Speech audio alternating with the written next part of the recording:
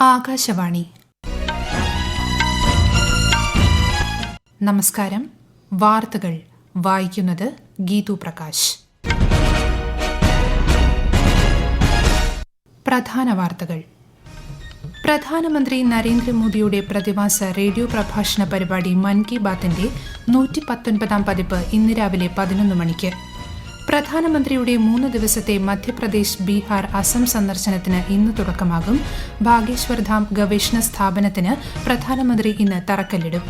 ക്ഷയരോഗ നിർമ്മാർജ്ജന ക്യാമ്പയിനിലൂടെ രാജ്യത്ത് 5 ലക്ഷത്തിലധികം ക്ഷയരോഗികളെ കണ്ടെത്തിയതായി കേന്ദ്ര ആരോഗ്യ മന്ത്രാലയം. കേരളത്തിൽ 3 വർഷത്തിലൊരിക്കൽ നിക്ഷേപക സംഗമം സംഘടിപ്പിക്കുമെന്ന് മന്ത്രി പി രാജീവ്. വയനാട് ചൂരൽമല മുണ്ടക്കൈ പുനരധിവാസത്തിനുള്ള 2ാം കരട് പട്ടിക തയ്യാറായി. പട്ടികയിൽ 81 കുടുംബങ്ങൾ. ICC ചാമ്പ്യൻസ് ട്രോഫി ക്രിക്കറ്റിൽ ഇന്ന് ഇന്ത്യ പാകിസ്ഥാൻ ആവേശ പോരാട്ടം. മത്സരം ഉച്ചയ്ക്ക് 2:30 മുതൽ. വാർത്തകൾ വിശദമായി. പ്രധാനമന്ത്രി നരേന്ദ്രമോദിയുടെ പ്രതിമാസ റേഡിയോ പ്രഭാഷണ പരിപാടി മൻ കി ബാത് ഇന്ന് രാവിലെ 11-ന്. പരിപാടിയുടെ 119 പതിപ്പാണിത്. ആകാശവാണിയുടെയും ദൂരദർശന്റെയും എല്ലാ ശൃംഖലകളിലും പരിപാടി ലഭ്യമാകും. ഹിന്ദി പ്രക്ഷേപണം കഴിഞ്ഞാലുടൻ പ്രാദേശിക ഭാഷകളിൽ മൻ കി ബാത് കേൾക്കാം. പ്രധാനമന്ത്രി നരേന്ദ്രമോദിയുടെ മധ്യപ്രദേശ്, ബീഹാർ, അസം സംസ്ഥാനങ്ങളിലേക്കുള്ള 3 ദിവസത്തെ സന്ദർശനത്തിന് ഇന്ന് തുടക്കമാകും. ഇന്ന് ഉച്ചകഴിഞ്ഞ് മധ്യപ്രദേശിലെ ഛത്തർപൂരിലെത്തുന്ന അദ്ദേഹം ബാഗേശ്വർ ധാം ശാസ്ത്ര വൈദ്യശാസ്ത്ര ഗവേഷണ സ്ഥാപനത്തിന്റെ തറക്കല്ലിടൽ നിർവഹിക്കും. ഭോപ്പാലിൽ ആഗോള നിക്ഷേപക ഉച്ചകോടിയും പ്രധാനമന്ത്രി ഉദ്ഘാടനം ചെയ്യും. നാളെ ബീഹാറിലെ ഭാഗൽപൂരിൽ വിവിധ വികസന പദ്ധതികൾ ഉദ്ഘാടനം ചെയ്യുന്ന അദ്ദേഹം PM കിസാൻ പദ്ധതിയുടെ 19ാം ഗഡു കർഷകർക്ക് വിതരണം ചെയ്യും. രാജ്യത്തുടനീളമുള്ള 9.7 കോടിയിലധികം കർഷകർക്ക് 21,500 കോടിയിലധികം രൂപയുടെ നേരിട്ടുള്ള സാമ്പത്തിക സഹായം ലഭിക്കുന്ന പദ്ധതിയാണിത്. തുടർന്ന് അസം, ഗുവാഹത്തി, ജുമോയർ, ബിനന്ദിനി 2025 പരിപാടിയിൽ ശ്രീ മോദി പങ്കെടുക്കും. മറ്റന്നാൾ ഗുവാഹത്തിയിൽ അഡ്വാൻറ്റേജ് അസം 2.0 നിക്ഷേപ അടിസ്ഥാന സൌകര്യ ഉച്ചകോടി പ്രധാനമന്ത്രി നരേന്ദ്രമോദി ഉദ്ഘാടനം ചെയ്യും. ഉപരാഷ്ട്രപതി ശ്രീ ജഗ്ദീപ് ധൻകർ ഇന്ന് രാജസ്ഥാൻ സന്ദർശിക്കും. ജയ്പൂർ ദേശീയ സർവകലാശാലയുടെ 14ാമത് ബിരുദദാന ചടങ്ങിൽ ഉപരാഷ്ട്രപതി മുഖ്യാതിഥിയാകും. ഇന്ത്യ ജപ്പാൻ സംയുക്ത സൈനിക അഭ്യാസമായ ധർമ്മ ഗാർഡിന്റെ 6ാം പതിപ്പ് ഇന്ന് മുതൽ മാർച്ച് 9 വരെ ജപ്പാനിൽ നടക്കും. ഭീകരവിരുദ്ധ പ്രവർത്തനങ്ങൾ നടത്തുന്നതിനിടയിൽ ഇരു സേനകളും തമ്മിലുള്ള പരസ്പര പ്രവർത്തനക്ഷമത വർദ്ധിപ്പിക്കുക എന്നതാണ് സൈനികാഭ്യാസത്തിന്റെ ലക്ഷ്യം. സൈനികാഭ്യാസത്തിൽ പങ്കെടുക്കുന്നതിനായി 120 അംഗ സംഘം ജപ്പാനിലേക്ക് യാത്ര തിരിച്ചു. രാജ്യത്തെ എല്ലാ വ്യക്തികൾക്കും അവരുടെ കഴിവിനനുസരിച്ച് ജോലി ലഭ്യമാക്കി രാജ്യപുരോഗതിയിൽ പങ്കാളികളാക്കാൻ സഹകരണ പ്രസ്ഥാനത്തിലൂടെ സാധിക്കുമെന്ന് കേന്ദ്രമന്ത്രി അമിത്ഷാ.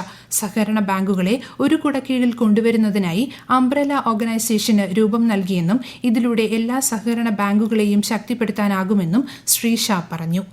हमने 300 करोड़ की जमा राशि अम्ब्रेला संगठन में इकट्ठा करने का काम समाप्त कर दिया है और अब ये अम्ब्रेला संगठन कोऑपरेटिव बैंकों को हर प्रकार की सहायता देने के लिए सक्षम हो जाएगा. നിർമ്മിത ബുദ്ധി പ്രോത്സാഹിപ്പിക്കുന്നതിനോടൊപ്പം ഉപയോഗത്തിൽ ധാർമ്മികത ഉണ്ടാകണമെന്ന് കേന്ദ്ര ധനമന്ത്രി നിർമ്മല സീതാരാമൻ. കോട്ടയം IIITയുടെ 6ാമത് ബിരുദദാന ചടങ്ങിനെ അഭിസംബോധന ചെയ്യുകയായിരുന്നു കേന്ദ്രമന്ത്രി. കമ്പ്യൂട്ടിംഗ് അടിസ്ഥാന സൌകര്യങ്ങൾ നിർമ്മിക്കുന്നതിനും തദ്ദേശീയമായി നിർമ്മിത ബുദ്ധി വികസിപ്പിക്കുന്നതിനും സ്റ്റാർട്ടപ്പുകൾക്ക് ധനസഹായം നൽകുന്നതിനുമായി ആരംഭിച്ച ഇന്ത്യ AI മിഷൻ ഏറെ പ്രാധാന്യമർഹിക്കുന്നതായും ശ്രീമതി നിർമ്മല സീതാരാമൻ വ്യക്തമാക്കി. ആരോഗ്യ പരിപാലനം ജനങ്ങളുടെ മൌലിക അവകാശമെന്ന് കേന്ദ്രമന്ത്രി S ജയശങ്കർ. ഇന്നലെ ന്യൂഡൽഹിയിൽ നടന്ന അന്താരാഷ്ട്ര ആരോഗ്യ സംവാദത്തെ അഭിസംബോധന ചെയ്യുകയായിരുന്നു അദ്ദേഹം. ആരോഗ്യ പരിഹാരദാതാവ്, വികസന പങ്കാളി എന്നീ നിലകളിൽ ആഗോള ആരോഗ്യ സുരക്ഷയിൽ ഇന്ത്യയുടെ സംഭാവന വലുതാണെന്നും കേന്ദ്രമന്ത്രി പറഞ്ഞു. തെലങ്കാനയിൽ തുരങ്കത്തിൽ കുടുങ്ങിയ തൊഴിലാളികളെ രക്ഷിക്കാനുള്ള ശ്രമങ്ങൾ ദ്രുതഗതിയിൽ പുരോഗമിക്കുന്നു. നാഗർ കുർണൂലിൽ ഇന്നലെ രാവിലെയാണ് നിർമ്മാണ പ്രവർത്തനങ്ങൾ നടക്കുന്ന തുരങ്കത്തിന്റെ മേൽക്കൂര തകർന്ന് 8 പേർ കുടുങ്ങിയത്. രക്ഷാപ്രവർത്തനത്തിൽ കേന്ദ്ര സർക്കാരിന്റെ പൂർണ്ണ പിന്തുണ പ്രധാനമന്ത്രി ഉറപ്പു നൽകി. ഈ വാർത്തകൾ ആകാശവാണിയിൽ നിന്ന്. ആകാശവാണി വാർത്തകളും വാർത്താധിഷ്ഠിത പരിപാടികളും All India Radio News Thiruvananthapuram YouTube ചാനലിലും All India Radio News Thiruvananthapuram Facebook പേജിലും AR News_ തിരുവനന്തപുരം ഇൻസ്റ്റഗ്രാം അക്കൌണ്ടിലും AR News_TVM X ഹാൻഡിലും ലഭ്യമാണ്. കേന്ദ്ര ആരോഗ്യ കുടുംബക്ഷേമ മന്ത്രാലയം 100 ദിവസത്തെ ക്ഷയരോഗ നിർമ്മാർജ്ജന ക്യാമ്പയിനിലൂടെ രാജ്യത്തുടനീളം 5 ലക്ഷത്തിലധികം ക്ഷയരോഗികളെ കണ്ടെത്തി. 455 ജില്ലകളിലായി നടത്തിയ പരിശോധനയിൽ 3,57,000-ത്തിലധികം ക്ഷയരോഗികളെ കണ്ടെത്തി. ആകെ 10 കോടിയിലധികം വ്യക്തികളെ പരിശോധനയ്ക്ക് വിധേയമാക്കിയതായി ആരോഗ്യ മന്ത്രാലയം അറിയിച്ചു. രാജ്യത്തെ കർഷകർ പ്രകൃതി കൃഷി രീതികൾ തെരഞ്ഞെടുക്കണമെന്ന് കേന്ദ്രമന്ത്രി ശിവരാജ് സിംഗ് ചൌഹാൻ ഹരിയാനയിൽ മാധ്യമങ്ങളോട് സംസാരിക്കുകയായിരുന്നു അദ്ദേഹം. ഇതിനായി ദേശീയ പ്രകൃതി കൃഷി മിഷന്റെ കീഴിൽ ഒരു ദേശീയ കമ്മിറ്റിക്ക് രൂപം നൽകുമെന്നും കേന്ദ്രമന്ത്രി അറിയിച്ചു. ശരിയായ രീതിയിൽ ഇടവിള കൃഷി പ്രയോജനപ്പെടുത്തിയാൽ കർഷകർക്ക് അധിക ലാഭമുണ്ടാകുമെന്നും അദ്ദേഹം പറഞ്ഞു. आज मैं देश के किसानों को ये कहना चाहता हूँ, ये धारणा गलत है कि प्राकृतिक खेती से उत्पादन घटता है. अगर सही तरीके से प्राकृतिक खेती की जाए उत्पादन घटता नहीं है अपितु बढ़ जाता है. प्राकृतिक खेती में इंटरक्रॉपिंग के कारण एक नहीं एक साथ गन्ना, गन्ने के साथ सरसों, चना, चने के साथ गेहूं, अलग अलग फसलें ली जा सकती और ये फसलें पूरक होती है. अगर गेहूं के साथ चना लगाए तो नाइट्रोजन की पूर्ति अपने आप गेहूं को हो जाएगी. ये प्रयोग सचमुच में अद्भुत है. കേരളത്തിൽ 3 വർഷത്തിലൊരിക്കൽ നിക്ഷേപക സംഗമം സംഘടിപ്പിക്കുമെന്ന് മന്ത്രി പി രാജീവ്. ഇൻവെസ്റ്റ് കേരള ഉച്ചകോടിയുടെ സമാപന സമ്മേളനത്തിൽ സംസാരിക്കുകയായിരുന്നു അദ്ദേഹം. കേരളത്തിന്റെ വ്യവസായ മേഖലയിലെ മികവ് ലോകത്തിന് മുന്നിൽ ഉയർത്തിക്കാട്ടാൻ ഉച്ചകോടിക്ക് സാധിച്ചു.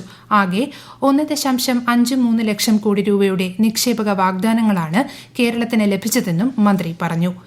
വയനാട് ചൂരൽമല മുണ്ടക്കൈ ദുരന്ത മേഖലയിൽ നോ സോൺ പ്രദേശത്തെ കരട് പട്ടിക തയ്യാറായി.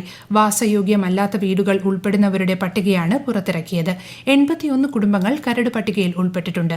10ാം വാർഡിലെ 42 കുടുംബങ്ങളും 11ാം വാർഡിലെ 29ഉം 12ാം വാർഡിലെ 10ഉം കുടുംബങ്ങളാണ് പട്ടികയിൽ ഉള്ളത്. പട്ടികയിൽ ആക്ഷേപങ്ങളുണ്ടെങ്കിൽ 10 ദിവസത്തിനകം ഉന്നയിക്കാൻ അവസരമുണ്ട്. മാർച്ച് 7 വരെ ആക്ഷേപങ്ങൾ നൽകാം. കേരളത്തിലെ 28 തദ്ദേശ വാർഡുകളിൽ നാളെ ഉപതെരഞ്ഞെടുപ്പ് നടക്കും. രാവിലെ 7 മുതൽ വൈകിട്ട് 6 മണിവരെയാണ് പോളിംഗ്. വിവിധ തദ്ദേശ സ്ഥാപനങ്ങളിലായി 87 സ്ഥാനാർത്ഥികൾ ജനവിധി തേടുന്നു. ആകെ 77 പോളിംഗ് ബൂത്തുകളാണുള്ളത്. വോട്ടെണ്ണൽ ഈ മാസം 25-ന് നടക്കും. ക്യാൻസർ പ്രതിരോധത്തിനും ചികിത്സയ്ക്കുമായി കേരള ആരോഗ്യവകുപ്പ് നടപ്പാക്കുന്ന ആരോഗ്യം ആനന്ദം അകറ്റാം അർബുദം ക്യാമ്പയിൻ വഴി 18 ദിവസത്തിനിടെ 3 ലക്ഷത്തിലധികം പേരെ ക്യാൻസർ സ്ക്രീനിംഗിന് വിധേയരാക്കി. സംസ്ഥാനത്തെ 1381 സർക്കാർ ആശുപത്രികളിൽ സ്ക്രീനിംഗ് സംവിധാനം ഒരുക്കിയിട്ടുണ്ട്. ഇതിലൂടെ 16,642 പേർ തുടർ പരിശോധനയ്ക്ക് റഫർ ചെയ്തതായി മന്ത്രി വീണ ജോർജ് അറിയിച്ചു. ICC ചാമ്പ്യൻസ് ട്രോഫി ക്രിക്കറ്റിൽ ഇന്ന് ഇന്ത്യ പാകിസ്ഥാൻ ആവേശ പോരാട്ടം. ദുബായ് അന്താരാഷ്ട്ര ക്രിക്കറ്റ് സ്റ്റേഡിയത്തിൽ ഉച്ചയ്ക്ക് 2:30-നാണ് മത്സരം. ബംഗ്ലാദേശിനെ പരാജയപ്പെടുത്തിയതിന്റെ ആത്മവിശ്വാസത്തിലാണ് ടീം ഇന്ത്യ കളത്തിലിറങ്ങുന്നത്. ഇന്ന് ജയിച്ചാൽ ഇന്ത്യയ്ക്ക് സെമി ബർത്ത് ഏറെക്കുറെ ഉറപ്പാക്കാം. അതേസമയം ന്യൂസിലൻഡിനോട് പരാജയപ്പെട്ട പാകിസ്ഥാന് ഇന്നത്തെ മത്സരവും വിജയിച്ചില്ലെങ്കിൽ പുറത്തേക്കുള്ള വഴി തെളിയും. അതിനിടെ ഇന്നലെ നടന്ന മത്സരത്തിൽ ഇംഗ്ലണ്ടിനെ ഓസ്ട്രേലിയ 5 വിക്കറ്റിന് പരാജയപ്പെടുത്തി. ISL ഫുട്ബോളിൽ ഇന്നലെ നടന്ന മത്സരത്തിൽ FC ഗോവയ്ക്കെതിരെ കേരള ബ്ലാസ്റ്റേഴ്സിന് പരാജയം. മറുപടിയില്ലാത്ത 2 ഗോളുകൾക്ക് പരാജയപ്പെട്ടതോടെ കേരളത്തിന്റെ പ്ലേ ഓഫ് പ്രതീക്ഷകൾ മങ്ങി. ഇന്നത്തെ മത്സരത്തിൽ മോഹൻ ബഗാൻ ഒഡീഷയെ നേരിടും. രാത്രി 7:30-നാണ് മത്സരം. സുഡാനിൽ കോളറ ബാധിച്ച് 60ഓളം പേർ മരിച്ചു. ഏകദേശം 1300 പേർ രോഗബാധിതരായി. സൈനിക ആക്രമണത്തെ തുടർന്ന് നഗരത്തിലെ ജലശുദ്ധീകരണ പ്ലാന്റ് അടച്ചുപൂട്ടിയതാണ് പകർച്ചവ്യാധിക്ക് കാരണമായതെന്ന് അധികൃതർ അറിയിച്ചു. യൂറോപ്യൻ കമ്മീഷൻ മേധാവി ഉർസുല വോണ്ടർ ഈ മാസം 27-ന് ഇന്ത്യ സന്ദർശിക്കും. 2 ദിവസം നീളുന്ന സന്ദർശനത്തിൽ പ്രധാനമന്ത്രി നരേന്ദ്രമോദിയുമായി പ്രതിനിധിതല ചർച്ചകൾ നടക്കുമെന്ന് വിദേശകാര്യ മന്ത്രാലയം അറിയിച്ചു.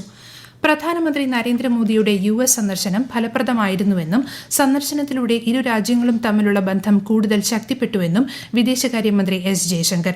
ഇരു നേതാക്കൾക്കും തങ്ങളുടെ രാജ്യങ്ങളെക്കുറിച്ച് വ്യക്തമായ ദർശനമുണ്ടെന്നും വിദേശകാര്യമന്ത്രി പറഞ്ഞു.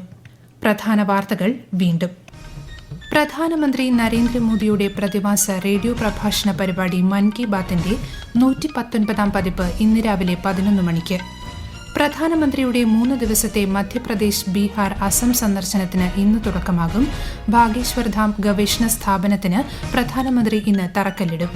ക്ഷയരോഗ നിർമ്മാർജ്ജന ക്യാമ്പയിനിലൂടെ രാജ്യത്ത് 5 ലക്ഷത്തിലധികം ക്ഷയരോഗികളെ കണ്ടെത്തിയതായി കേന്ദ്ര ആരോഗ്യ മന്ത്രാലയം.